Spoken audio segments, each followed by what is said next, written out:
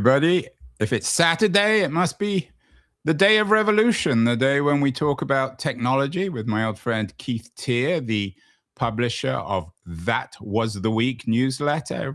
Every week, it would seem there's a huge revolution in technology that's going to change the world, and this Saturday is no different.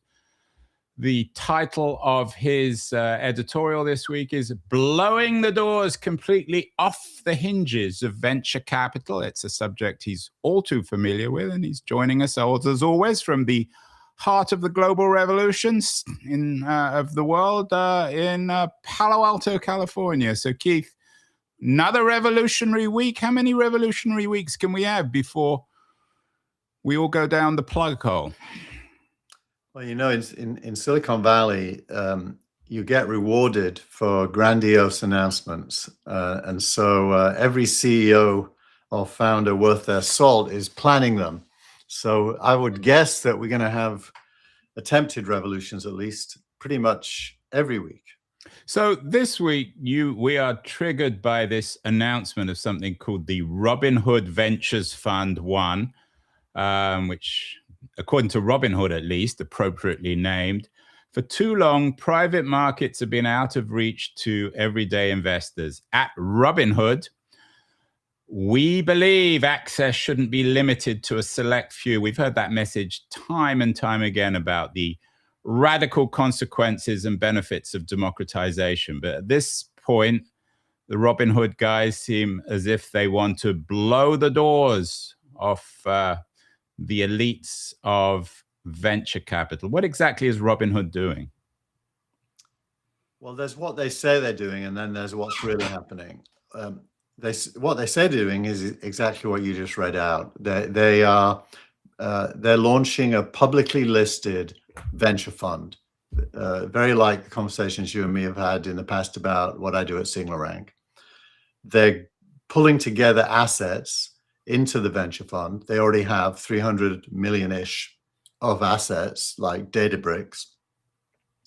And I'm sorry, so just to jump in here, because not everyone, just remind us, Keith, what Robinhood's day job is. What exactly is it? Their day job is to build a user-facing stock trading platform.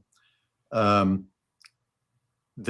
a middleman between people who actually do the trades in the background and you, the user, in the foreground. All of my children have Robinhood accounts, for example, and their claim to fame was that they allowed you to buy fractional shares.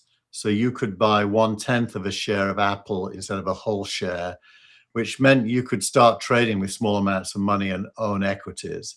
So it was a democratization in a sense. It was building a wide. In other words, your teenage kids or your kids in their 20s can buy shares. Correct. And they've got 24 to 27 million retail customers that use Robinhood now. So they were successul. And they named, of course, for those people who don't know, Robinhood was originally, supposedly, somebody in the forest of Nottingham who stole from the rich to give to the poor, although I think historians aren't quite sure there really was someone called Robinhood. But anyway, go on. Exactly. A bit like William Tell, for our Swiss listeners. We have a huge Swiss audience, by the way. Yeah. So that's what Robinhood do, and they have expanded into other areas. For example, they added crypto at some point as an asset. They have added prediction markets as an asset in response to Polymarket's success. And now Polymarket, which is kind of ubiquitous betting, is still it's a big story. It's still not allowed in the US. I'm sure it will be eventually. Yeah. And now that allows you to bet on anything, essentially. And like your kids are betting on tech companies that they probably don't know anything about. Well, my kids bet on sports. Basically, it's called a parlay. Have you heard do you know what a parlay is? Yeah, I think so. Yeah. You bet on a number of different outcomes, and if they all come through, you win a lot of money. Exactly. And so you never win. It's clever. Anyways, so that's just to remind everyone that, just to be clear, Keith, you use this important word. Robinhood is a middleman. They're not. Would it be fair to say they're not actually producing anything? They're just it's a little bit like Uber. They're aggregating existing capability into an interface that improves on what was there before. So they're a channel, kind of. They're a viaduct or a destination for a set of functions. They own the attention of the audience, which is the key. That's what makes them valuable. And so when they add venture capital, and it's worth knowing, Andrew, they're doing an IPO for this new fund. So an IPO, you raise money. They are raising up to $1 billion in the next week, by the way. It's happening now. You can go and buy shares in their fund. And $25 a share, they've got 40 million shares, which weirdly is exactly the same number of shares we have at Signal Rank at the same price, which... Yeah, and we're not going to turn this into an advert for Signal Rank, but you're trying to do the same thing. You're following in Robinhood's, on Robinhood's coattails, although you're a little bit down the road. So what they're doing is they're raising up to $1 billion. They're going to take that money, invest it in their assets, and and the key is, well, what are they buying and what are they selling you? There is innovation for sure in packaging up assets that previously were unavailable. That's their whole game, has always been their whole game. So then it comes down to, should we be buying these assets? So what exactly, and again, I know this, it's when you talk about things like Robinhood, it's always a matter of checking your pockets. What exactly are they enabling people to do? Let's use your kids in their 20s. What is Robinhood enabling them to do that they can't currently do? Well, so if you put that chart back up, I'll use it as an And here we have a chart, a share of VC exit types, value by type. Of course, we've got the classic VC model where VCs invest in a company, a startup, Google, Uber, OpenAI. And then when one of these companies go public, they acquire all the wealth, although sometimes they lose their money. What is Robinhood doing that's different? Well, so that the kind of flesh-colored part of that chart is the key.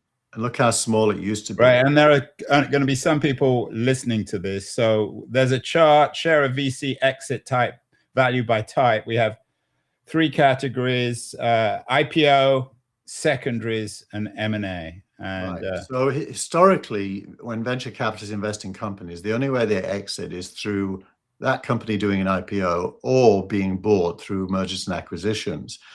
In the last 4 years, suddenly a new category has emerged called secondaries. And a secondary is part of a crazy trend called tender offers.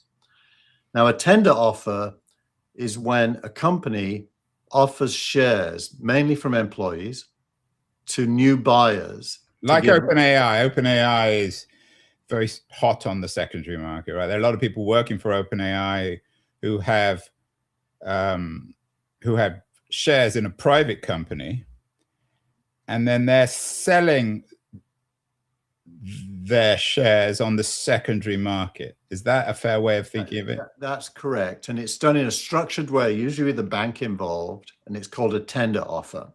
There are more uncontrolled secondary markets like Forge Global and Hive, but these are structured bank-based tender offers. And what you're buying is usually shares from employees in a late stage company. That money goes back to the venture capitalists, who in turn give it back to their limited partners. So to come back to your kids, your boys, if they wanted, if they had the resources, through the secondary market, could acquire shares in OpenAI. Is that correct? And the like, yeah. And the demand is in a very small number of names. It's maybe 10 companies at any given time that are attractive. Right, Anthropic and OpenAI presumably dominate. Everyone's heard of them. Stripe and SpaceX are in there as well. Right, okay. So to me, that already speaks to the democratization. I mean, your kids now have the same access to these early stage companies as Mark Andreessen or Ben Horowitz, don't they? So the devil is in the word early stage and the anticipation of what might happen next. And so, as you know, with venture capital, there's a life cycle of a company. And the ones who do tender offers are normally, historically they would have already done an IPO, but they're tending to stay private much longer. And most of the growth in wealth happens while they're private. At the point that they do a tender offer, the selling employees have drawn the conclusion that this is the peak, or close to the peak, or at least, it would be risky to keep holding. What a Hollywood person might call the climax. Correct. And so these tender offers are producing a lot of shares available at high valuations. The poster child for this is Figma, which is now public, which was attempted to be acquired by Adobe for 20 billion. That failed. Figma then started doing secondaries at 12 billion, whilst it was still private. A lot of people bought at 12 billion. Okay, so I take your point. So some of these secondary markets are being used by perhaps overpriced late-stage private companies. So what is Robinhood doing with this announcement of its private market fund going public that will benefit your boys? We're talking about your sons as classic examples of people who want to get into the startup investment space but don't have the access at the moment, or perhaps the capital. It's in a group of like entities. The others are Destiny, Tech 100, and Power Law, that I probably say to my kids, be careful, because the assets you're buying can go down. Why? Because they're already highly priced. And the money that you're going to pay is going to go back to venture capitalists and their LPs, and you're going to be holding these relatively highly priced. Okay, so that's assets. your critique of the secondary market. So what is Robinhood doing that's in any way different? It's packaging up these assets for people like my kids, which is possibly a good thing depending on the basket of assets, or a bad thing depending on the basket of assets. So you really have to get to the next level down. It's democratizing, but is it democratizing exciting assets or disappointing assets? And I mean, that's going to obviously depend. I know you have your own stake in this, and it's a big deal from the point of view of signal rank. But for the rest of us, Keith, why should we even care? So it sounds to me like maybe not a scam, but Robinhood's always seemed to me like a rather odd company. They're not producing any value. It's just a game. I mean, it's an extension of Polymarket, or it's the way in which Wall Street and IPOs and Polymarket have all become part of the same kind of gambling game. Well, I think this is the time to influence Robinhood. It could be that's definitely one of the things it could be, but it could also be that companies that are going to experience, another 10x growth become available to retail investors before that happens. So it entirely depends on how Robinhood plays the game and the other players in the space. But Robinhood doesn't know, because it can't know of these companies, the middlemen, for whether these companies are any good or not. It depends on so many variables, on the future of the global economy, on AI, on so many other things. They can't know any more than anyone else, can they? Yeah, but they have a predilection at the point of their purchase to determine what kind of a risk they want to be acquiring. So let me take another tack on this. Again, using your voice, because you brought them up. I don't want to personalize this, but some people might say, if they want to invest, sure, that's a good idea. They're aspiring entrepreneurs. Let them invest in the public markets. What's wrong with the current public market? Now, of course, what Robinhood is doing is entering the public market, but what's wrong with them investing in Microsoft or Facebook or Google? There's nothing wrong with that, but you've got to do the math. As a person with savings, I assume you do the math from time to time. The public markets, taking the averages as the likely outcome, because almost nobody beats the market. The best case scenario is that you can grow your wealth by about 10% a year. In private markets, the best case scenario is that you can grow your wealth by 1,000 times. So private markets historically have been where the growth is, and increasingly that's right, but more. the obvious response is, you can grow it by 1,000 times, but you can also lose all your money, which is less likely on the public market. That's definitely true. You can, but if you make 100 bets in private markets, each one of those 100 you can lose all your money. But if just one of them does 1,000x, you'll get 10 times your money, so or 100 times depending on the numbers. But so the public markets are definitely high risk compared to private markets are, but they're also high reward compared to public. And so there's a trade-off there. You should never put all your eggs in a single basket. So opening up private markets to public investors, I'm definitely a strong believer in that, as long as it's educated. I prefer it. Say that again. As long as, what do you mean it's educated? What does that mean? Well, that there's proper understanding of what it is you're buying. I also believe in de-risking. So there's two ways of doing private baskets. One is called concentrated. The other is index-like. Concentrated is Robinhood. They claim they're only gonna have 18 companies in their portfolio. Just by way of contrast, and we're very early, we have 45 already, and we'll end up with 150. So the amount of the risk spread over a certain number of companies is one of the variables here that one has to think about.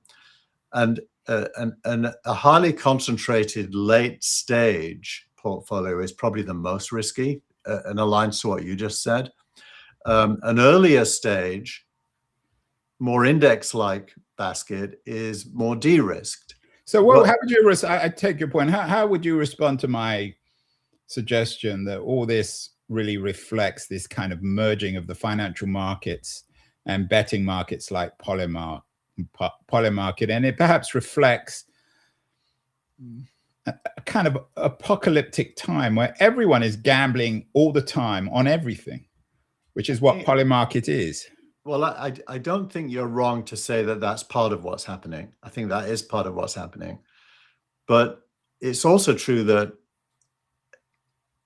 in parallel to that, the largest wealth growth in the history of the human race is happening.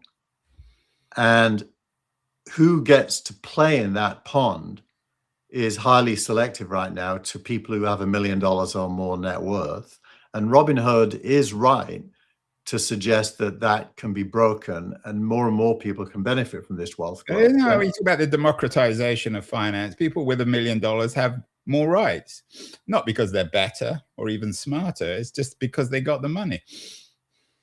No, it's because regulations prevent anyone with less than $1 million from buying private assets. And one of the reasons is because they assume, I think, people with more than $1 million are perhaps a bit more responsible, or able to lose more than your kids who often extremely ill. I'm not saying they are, but a lot of kids in their 20s and their teens are profound. And this is the kind of, this is the demographic that this stuff is attracting, are so ill-informed that for them. You're right, Andrew. But what if we say it again, Keith? I'm right. You're right. But if you focus in on a single word, risk,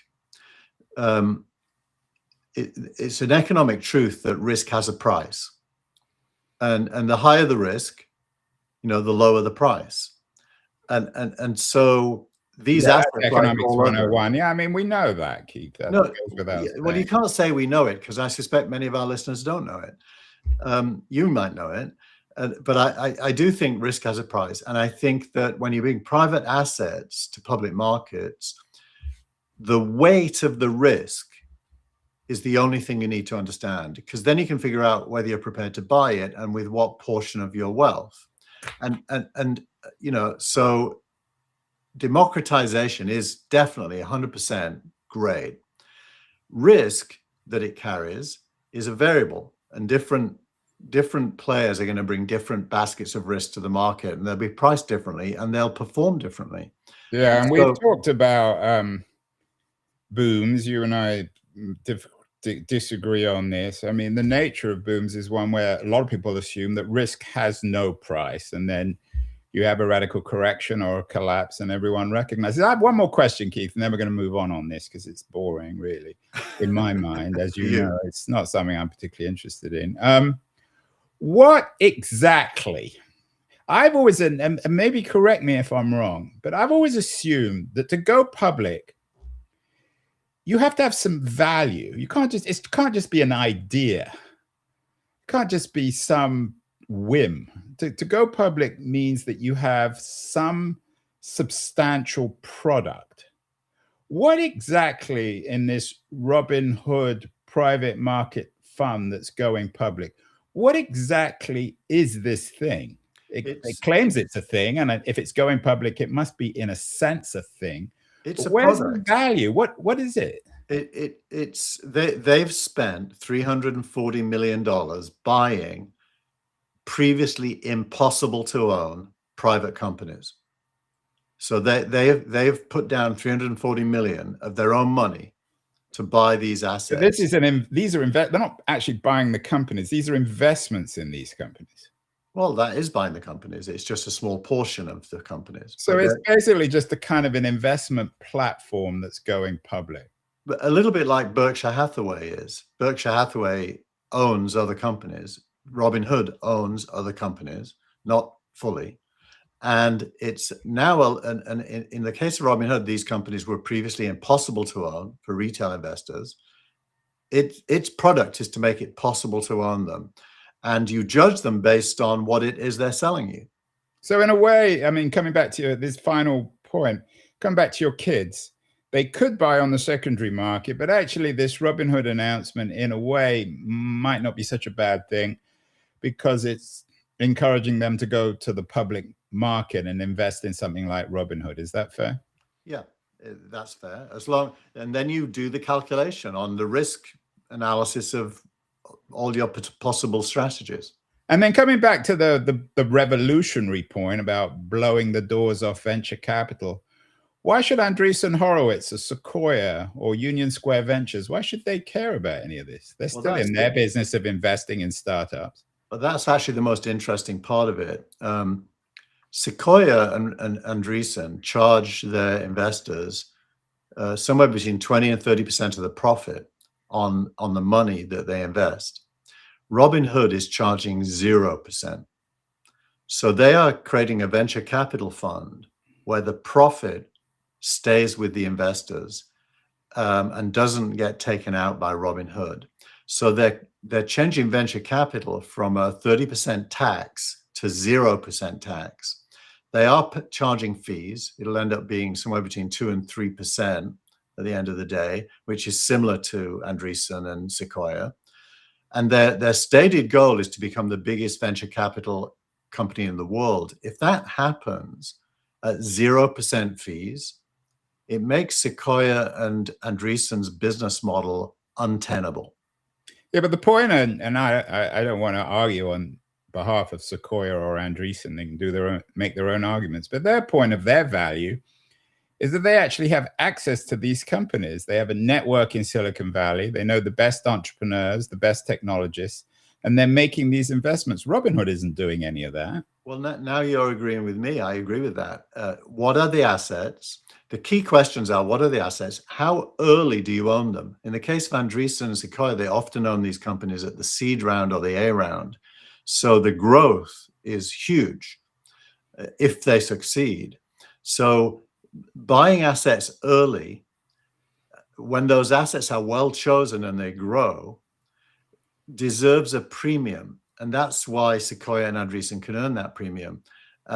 If you buy assets late when they're already fully grown and you package them up for retail investors and they don't grow massively, you really don't deserve a premium. Right. Yeah, I think it's, I think we're going around in circles. Let's move on.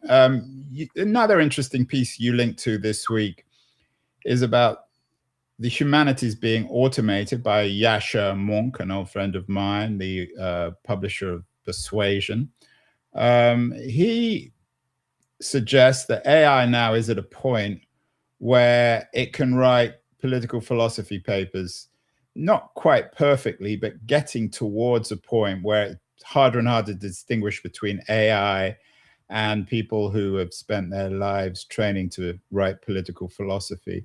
It's an interesting observation, and I think he's right, isn't he? Well, he's definitely right on the facts.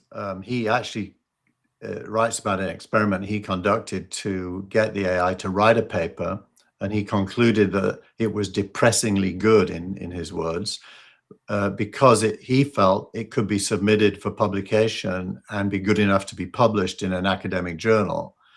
And then he asked the question, where is his value add, or any writer's value add, if that trend continues?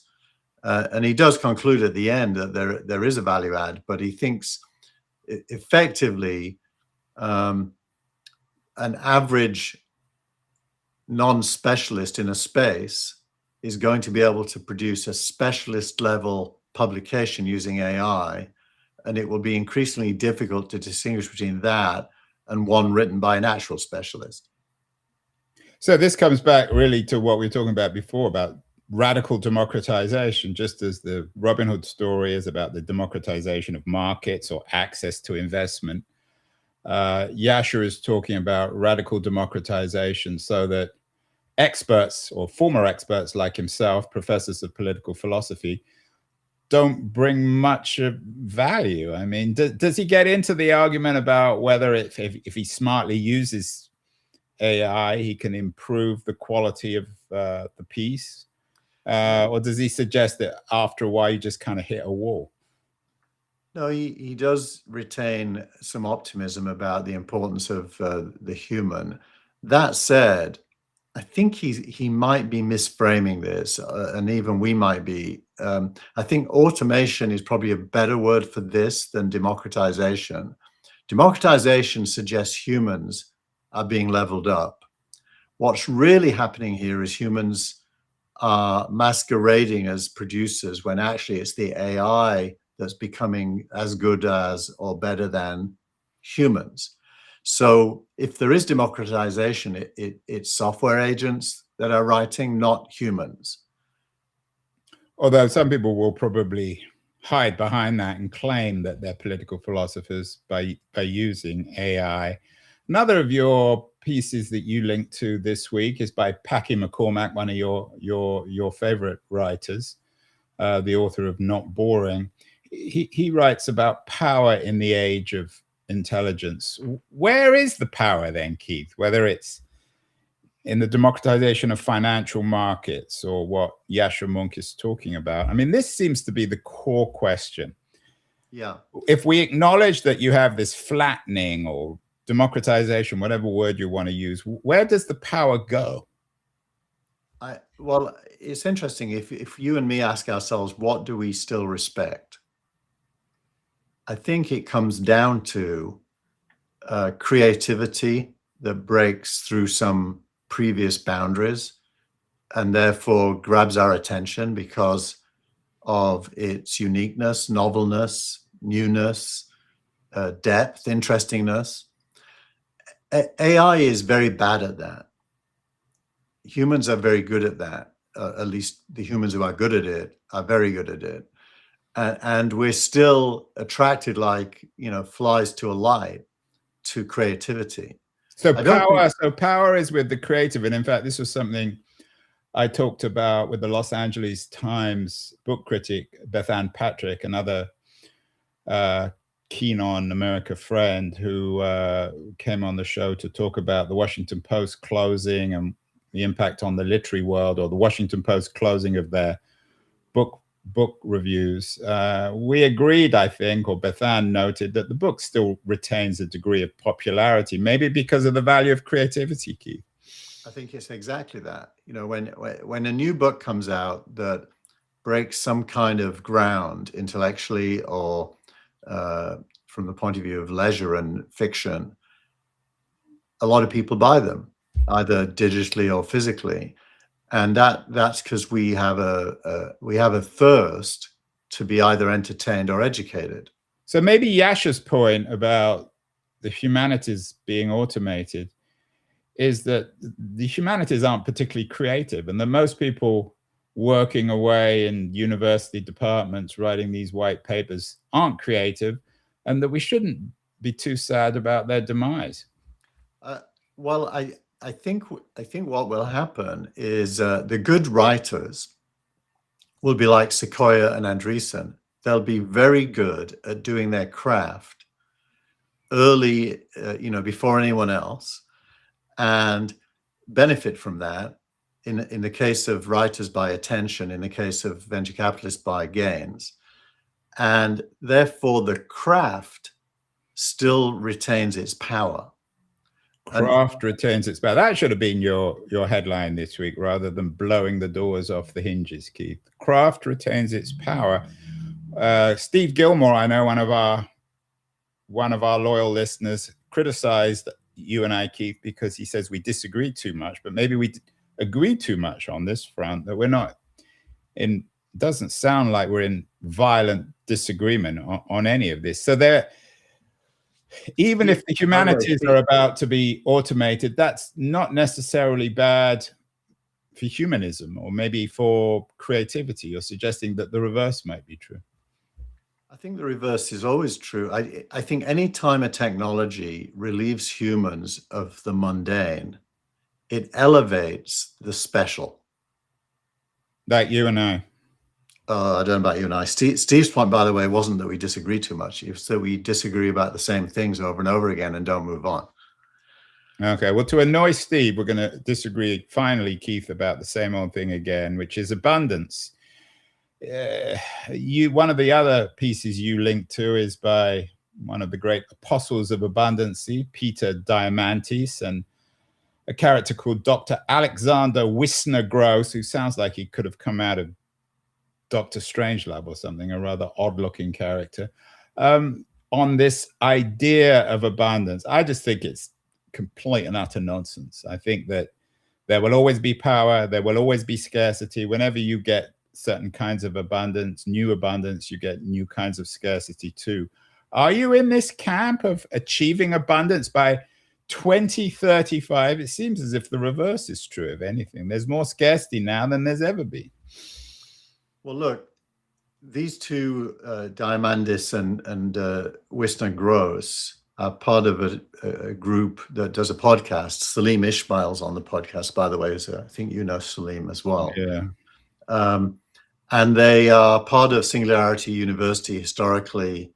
And they're so trash, because I can't remember. There was lots of scandals, weird things going on. Yeah, I don't think they were part of anything weird, but and by the way, not Epstein weird, but there was something weird going on. Well, the concept of the singularity is highly discussed, but let's just say they're part of that, and so they have a stake in the ground, which is they believe the singularity is inevitable.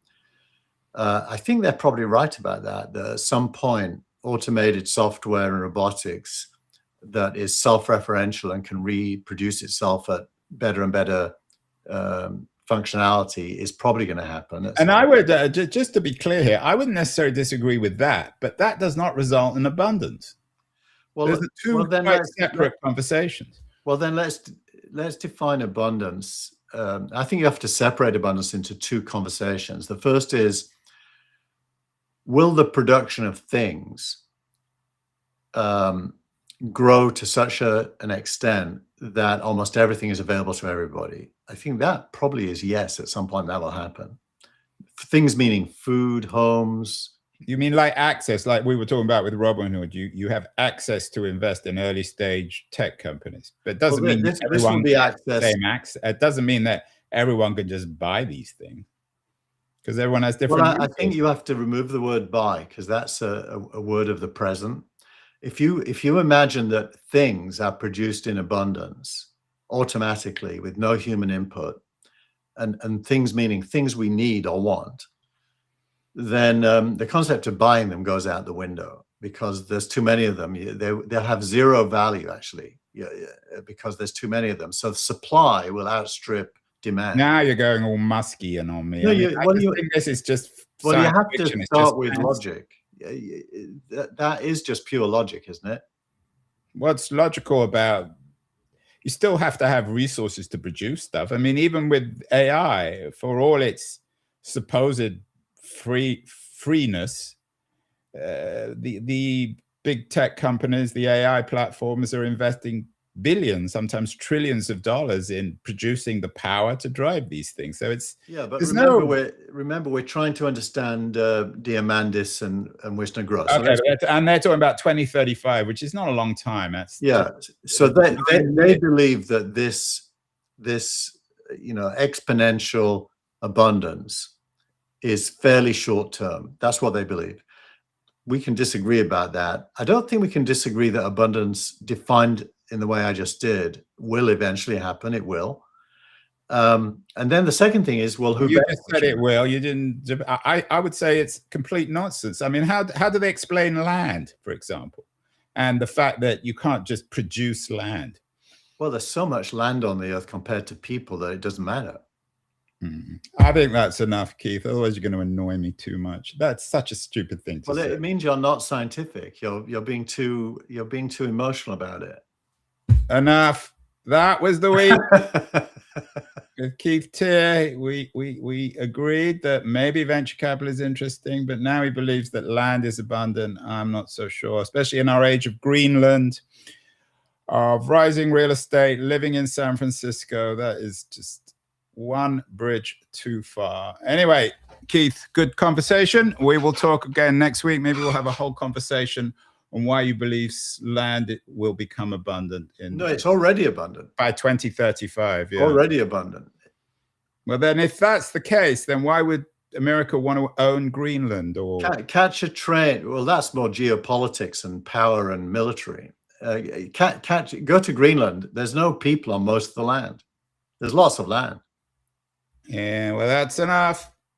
Otherwise, we're going to get stuck in, and Keith, what's his name? Steve Gilmore will get all excited again. That was the week with Keith Tier.